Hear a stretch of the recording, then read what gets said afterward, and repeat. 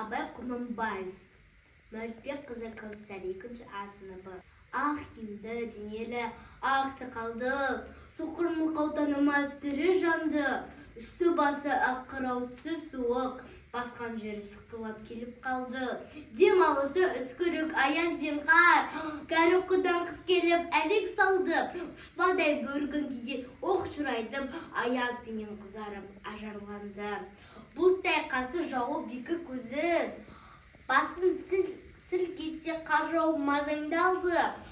Борандай бұрқ-сарқ етіп бұлданғанда, алты қанат ақ орта үйше қалды.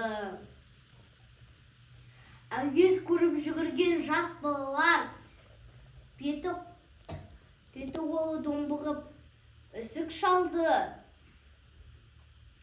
Шидемен тон қабаттап киген малшы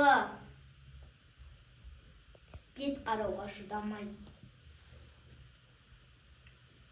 теріс айналды. Қар тепкенде қажымас қайран жылғы, титығы қоруына азақ қалды.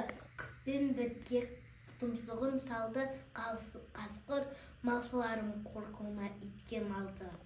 Соныға малды жайып күзетіңдер, ұйқы өлтірмес қайрат қыл бұз қамалды.